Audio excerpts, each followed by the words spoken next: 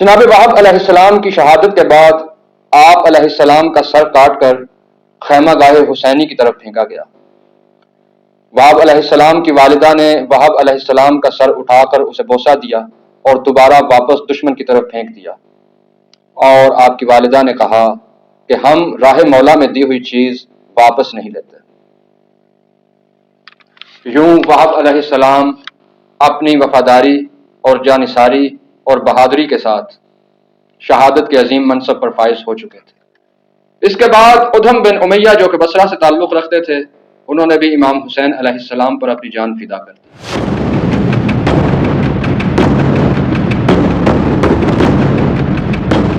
السلام علیکم، آپ دیکھ رہے ہیں شہدائے کربلا کا مختصر تعارف۔ پچھلی قسط میں ہم جنگ کربلا کے دو شہداء جناب وہب علیہ السلام اور ادھم بن امیہ علیہ السلام کی شہادت کا ذکر کر چکے ہیں۔ اپنی بات کو مزید آگے بڑھاتے ہیں اور شہدائے کربلا کے تذکرے سے اپنے کردار کی آبیاری کرتے ہیں اور سعادت حاصل کرتے ہیں۔ خالد بن عمر علیہ السلام میدان جنگ میں اترے۔ آپ علیہ السلام نے انتہائی شجاعت سے دشمنان اسلام کے خلاف جہاد کیا، یہاں تک کہ آپ علیہ السلام شہادت کے عظیم منصب پر فائز ہو گئے۔ جناب خالد بن عمر علیہ السلام کی شہادت کے بعد سعد ابن حنظلہ علیہ السلام میدان کارزار میں تشریف لائے۔ آپ علیہ السلام نے بھی انتہائی شدید حملے کیے اور آپ علیہ السلام کو ایک انتہائی خونریز معرکے میں شہید کر دیا گیا۔ جناب سعد علیہ السلام کی شہادت کے بعد عمیر ابن عبداللہ علیہ السلام میدان جنگ میں اترے۔ آپ علیہ السلام نے بھی دشمن پر انتہائی شدید حملے کیے، یہاں تک کہ آپ علیہ السلام نے کثیر دشمنوں کو تہہ تیغ کر دیا۔ جب دشمن آپ علیہ السلام پر غلبہ پانے میں ناکام ہو گیا تو دشمن کی افواج نے آپ علیہ السلام کو چاروں طرف سے گھیر لیا۔ پھر بیک وقت دشمن کی افواج آپ علیہ السلام پر حملہ آور ہوئیں۔ عمیر علیہ السلام اس گھیرے میں انتہائی شجاعت اور بہادری کے ساتھ لڑتے رہے، یہاں تک کہ آپ بھی شہادت کے عظیم منصب پر فائز ہو گئے۔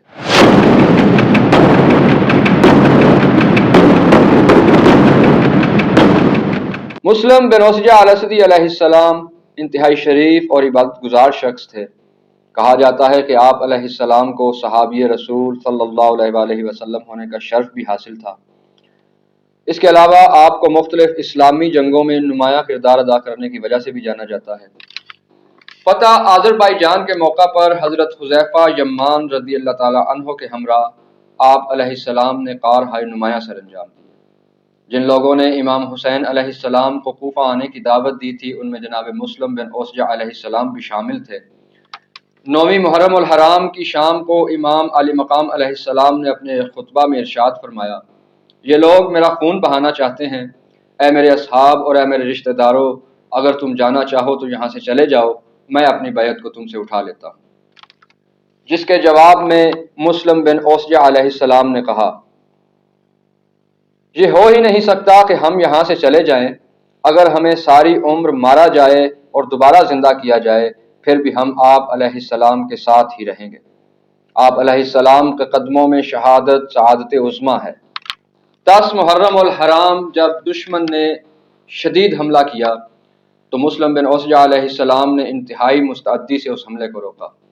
آپ علیہ السلام انتہائی جانثاری سے لڑ رہے تھے کہ مسلم بن عبداللہ اور عبداللہ بن خشقارہ، ان دو ملعونوں نے آپ علیہ السلام پر بیک وقت حملہ کر دیا۔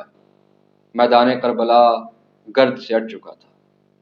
جب غبار چھٹا تو مسلم بن اسجع الاسدی علیہ السلام خون میں لت پت خاک کربلا پر گرے ہوئے تھے۔ آذربائیجان کے غازی اور صحابی رسول صلی اللہ علیہ وآلہ وسلم اپنے آقا سے وفا کر چکے تھے۔ جناب مسلم بن اسجع الاسدی علیہ السلام کی شہادت کے بعد آپ علیہ السلام کے بیٹے میدان کارزار میں اترے اور 30 کے قریب دشمنوں کو تہہ تیغ کرنے کے بعد خود شہادت کے عظیم منصب پر فائز ہو گئے۔ حلال بن نافع علیہ السلام انتہائی شریف اور بہادر انسان تھے۔ کہا جاتا ہے کہ آپ علیہ السلام کی پرورش مولائے کائنات علی ابن ابی طالب علیہ السلام نے فرمائی تھی۔ اس کے علاوہ آپ کے متعلق یہ بھی مشہور ہے کہ آپ انتہائی سیاستدان اور جنگی چالوں کے بڑے ماہر تھے۔ شب عاشور کو جب امام حسین علیہ السلام میدان جنگ کے معائنے پر نکلے تو آپ علیہ السلام کو اپنے ہمراہ لے گئے اور آپ سے جنگ کے متعلق مشورہ بھی کیا۔ 10 محرم الحرام کو جب حلال بن نافع علیہ السلام میدان جنگ میں اترے تو آپ علیہ السلام کے ترقش میں 80 کے قریب تیر تھے۔ آپ علیہ السلام نے ان 80 تیروں سے 70 دشمنوں کو واصل جہنم کیا۔